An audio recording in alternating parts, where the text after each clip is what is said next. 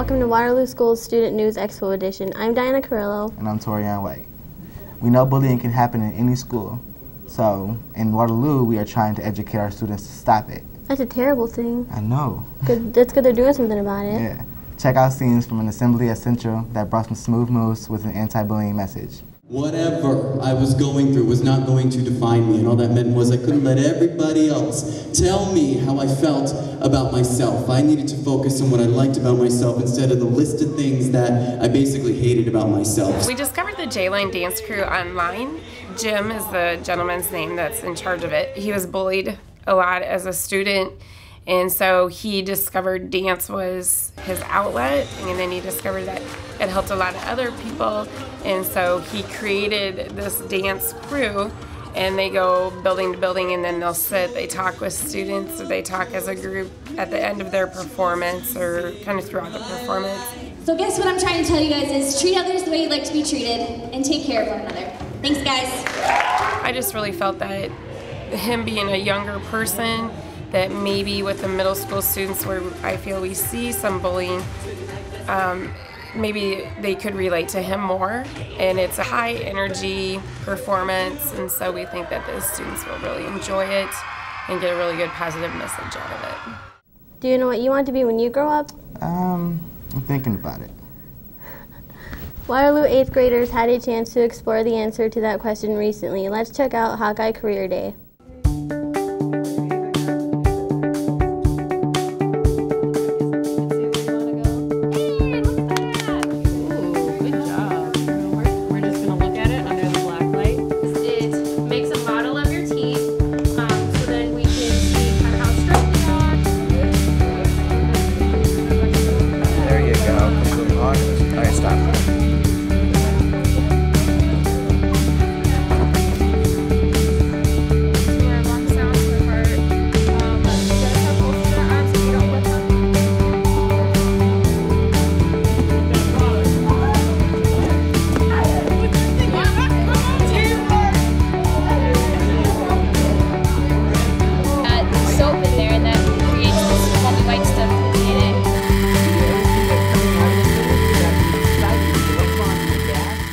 Maybe snow on the ground, but Elk Run Preschool's garden beds are waiting to bloom in the spring.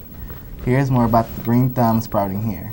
The biggest thing that we did was provide and build the raised garden beds for the school. We provided the mulch, the beds, and then the soil themselves. Part of the ongoing commitment to the school is some of the maintenance to make sure that the beds themselves weather well throughout the winter, and then the initial planting, I'll be part of that, so I'll come back and do any maintenance myself to make sure that they're still holding true. And then when it is time to plant, I've already offered them to come to the store and pick out any plants that they like. So. Our game plan is to come in and to get the children to plant seeds maybe in March, April. If they plant things after school's out, they're going to have to be taken care of. So yeah, we'll kind of nurture it for them. The kids are all excited about it now, and they're going to be more when they start seeing things grow. And we want to be able to harvest it in the fall and take it into their rooms and let them taste it. The overall goal for the kids is just to get them involved in plants, gardening, and self. I know talking to Sandy, part of it was to get them to understand, again, where does what they grow come from. So if they're having vegetables, they understand where vegetables are growing from and where they're coming from. I would like to thank Sandy and the Garden Club and Home Depot. It means a lot to the children, and we are going to appreciate it so much. I'm Jessica. And I'm Luis. Waterloo Schools is preparing students to be future leaders. Take a look at lunch for some student leaders at Hoover Middle School. So we're going to have some Hoover students, and some of them are former Lou Henry students, are going to come and they're going to talk to you. They're going to give you a tour of the school. They're going to tell you about some things that they're involved in. We are in the process of becoming a Leader in Me school at Lou Henry, which we're very excited about. In talking to Principal Fisher throughout this summer, we came up with the idea of partnering with Hoover so that this year our students that are selected as Students of the Month, when it's their turn for the luncheon, they actually just kind of walk across a hallway over to Hoover. And we are able to have lunch with some student leaders at Hoover. And they get to take a tour of Hoover, which is nice because they have the nice renovation that just happened this summer. Then our partners in Ed still provide the lunch. they come, and sometimes they will actually bring some goodies for the kids. Well, a partner in education steps up and helps out basically with different activities at the school. We support financially, but also we support with manpower for school conferences and other types of events where they just need volunteer help. It's fun to do my job at work, but it's also fun to leave the job and be around kids. I don't really get that opportunity, and so it's a nice change for me. And I know for my coworkers too, and they just really energize us. The thing I love about this program is it is a true partnership, and in Waterloo, in the community, it's all about that. It is the middle school coming together with an elementary school, and it's businesses and organizations in the community coming together, all to support children. We take safety seriously in Waterloo schools.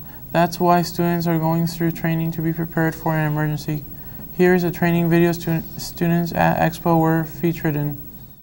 Over the years, the Waterloo Community School District has done a number of things to increase safety for our students and staff. Some of those items include setting up fencing around our school district, creating centralized check-in points for visitors and staff through our Raptor system, as well as implementing a student dress code and staff IDs and student IDs. When we look at what the video brings to it, this is just another step in some of the training and opportunities we've had to keep our kids safe in the buildings. So what they're going to see is a number of options on how to respond to those situations if we ever did have the unlikely event of a violent intruder enter one of our schools. In the past, in the traditional sense, what we would have had the teachers do, we would have had them lock the door, shut off the lights, and have the kids go into a corner.